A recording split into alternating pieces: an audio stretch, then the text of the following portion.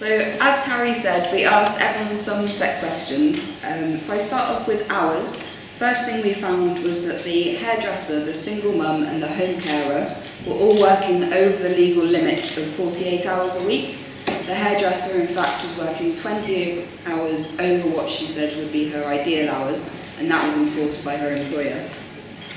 The home care worker had a mandatory 2-week rest after her periods of working. It was live-in care, so she had to be there for long periods of time. But in comparison, the single mum didn't have any chance of respite. Certainly her benefits, which we counted as her wage, didn't cover that and left her in destitution. We found that salaried workers tended to be slightly higher on the scale in terms of pay per hour, although we did calculate how much overtime they were doing, and almost all of the workers, but particularly the public sector workers, were working overtime as an essential part of their job to get their job done, and that overtime was unpaid. That impacted on their leisure hours, especially for the teachers. We heard evening and weekend work as well as weekend work is considered standard. The non-salaried workers, and particularly the zero-hour workers, they had the stress of not enough work, and certainly not work that they could rely on coming in at the same time or the same amounts each week. The stress of last-minute decisions by employers about whether they work or whether they weren't led to incredible stress and a detriment on their whole lives, because people reported they didn't want to make plans with family or friends or other events because they were worried about losing out on work time. For those workers especially, getting their preferred hours or enough hours to pay bills and eat was reliant on a good relationship with their direct manager or employer, which made their working incredibly precarious. Some employers, we heard, kept hours deliberately low so that those workers weren't entitled to benefits like sick pay or holiday pay. We also heard about employers redistributing hours so that they didn't need to pay a bonus or overtime, even though overtime had been worked that week. Sex workers worked the fewest hours of everyone we interviewed, apart from one person who wasn't reliant on that wage for their bills and what they needed to live. The street worker was effectively self-employed, so she worked varying hours but up to the level of need.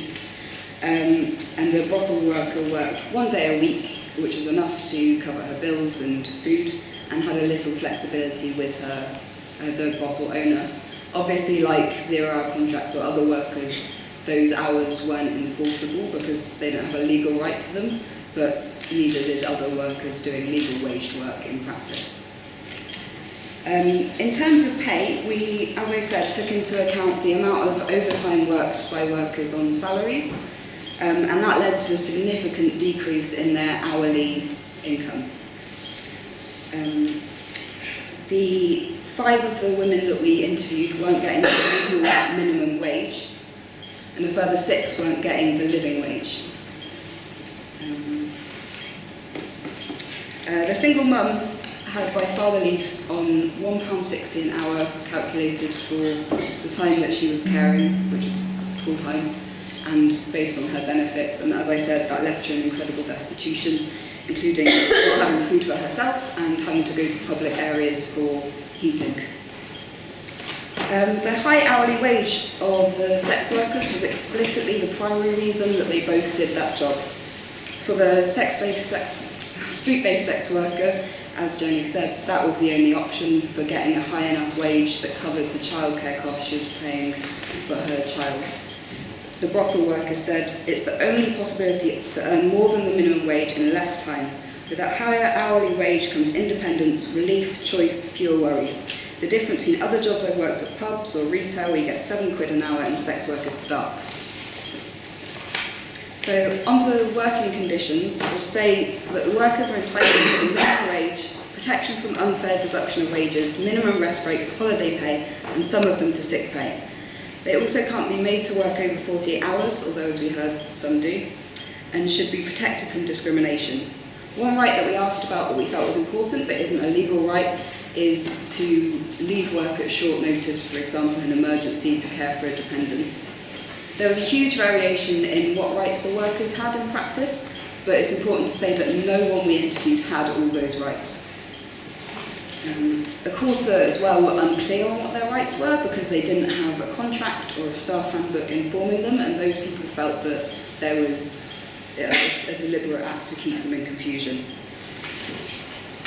This was particularly true in the service workers who said that they felt disposable. In regards to the not having a legal right to leave work to care for a dependent in an emergency situation, that hit mothers the hardest. Just under half of women we interviewed were mothers, and none of those women were mothers of children at preschool age in legal waged work. And frankly, it wasn't an option for them. The jobs we interviewed, they'd be locked out of, either because the salary after the overtime, etc., wouldn't be high enough, or because the flexibility meant that they were worried about being penalised or even losing their job. So we asked women working if they had observed mums working and how they were coping, and found that there was a large informal support network, as we know, helping mothers to work. Some had more understanding bosses, which was good for them, but also heard that the cleaner's colleague, for example, had been fired for going to look after her son too often. Equally, the SEND teacher hadn't been in work when she had a child under 2 because it hadn't been worth her wage to pay for childcare.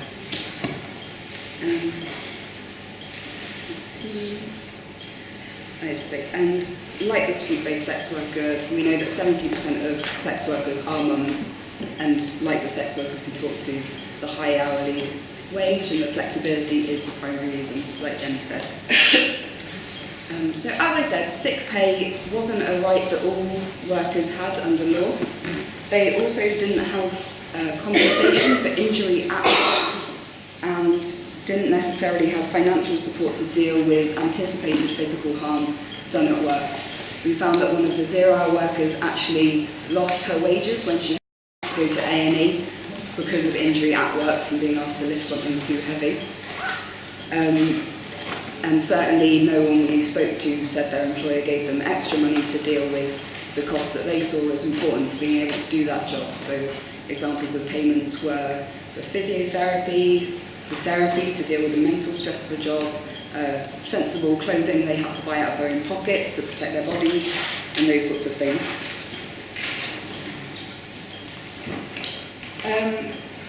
For all the carers, the midwife, the nurse, teachers, barmaid and retail worker, the work caused serious harm, but that was seen as integral to all those jobs and a hazard of the job. Very few women said that process was put in place after they reported these things to stop it happening in the future.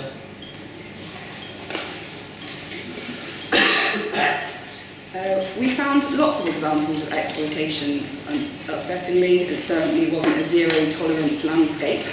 We found examples of women being underpaid, having to work on suitable physical and mental intensity levels, and being discriminated against unlawfully. We found that how much women could complain or felt they could complain or say no about exploitation depended on their income, particularly those with zero-hour workers. Those people all said they didn't really feel they could complain without losing money. If the organisation hadn't established complaints procedure, which, as I said, people didn't necessarily know about procedures, or any other anticipated repercussions for the victim. When talking about sex workers, people often bring up violence. It was true that the street-based sex worker was the only woman to tell us about intentional physical violence, but we found that the public sectors again and carers expected some level of violence in their work, but because it was from clients who they were there to help, they felt, it wasn't necessarily those people's responsibility.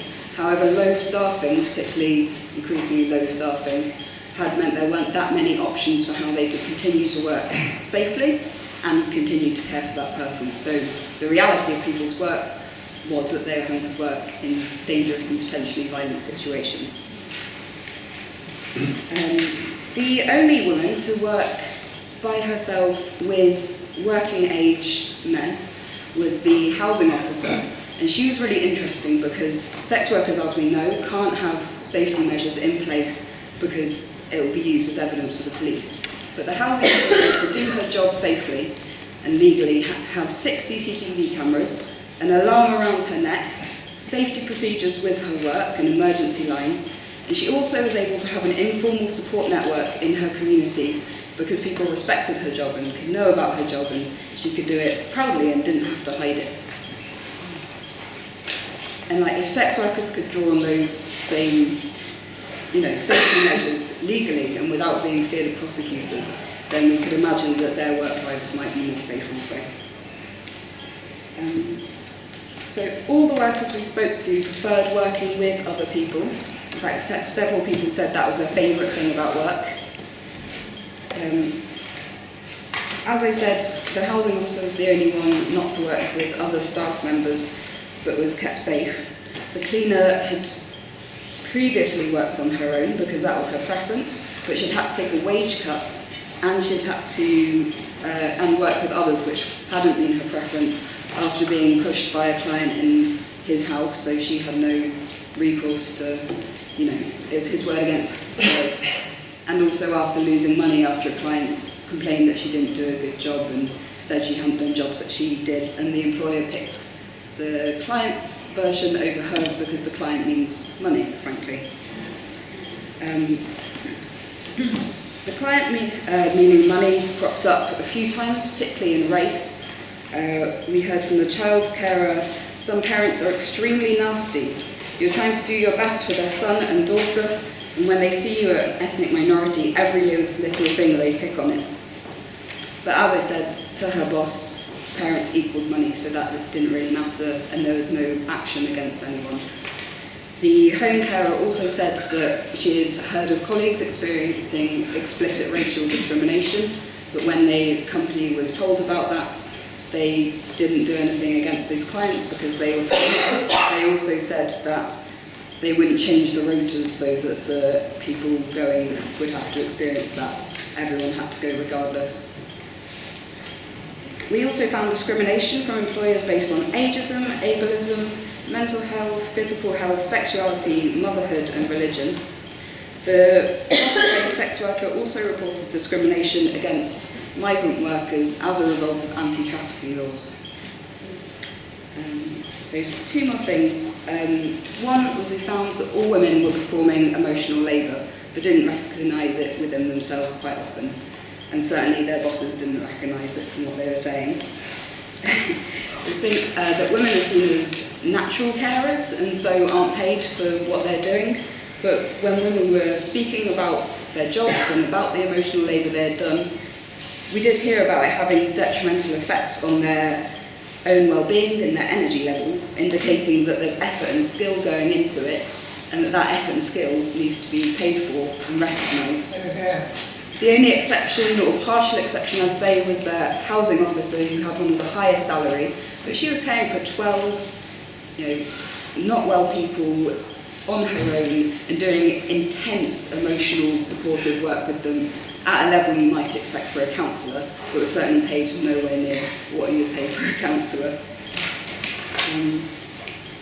The sex workers particularly were performing emotional labour and talked about that as part of their job, even if they didn't recognise it or label it as that, but it's completely integral. I thought it was really interesting that what they were saying about having to balance emotional labour and making someone feel special and balancing that with safety and boundaries was echoed by the bartender and some of the other workers as well. Finally, the sex workers weren't the only ones performing intimate labour. I think it's called professional intimacy. They were the only ones performing sexual intimacy, but other workers were touching genitals and other parts of the body that we tend to associate with doing for people we have close relationships with.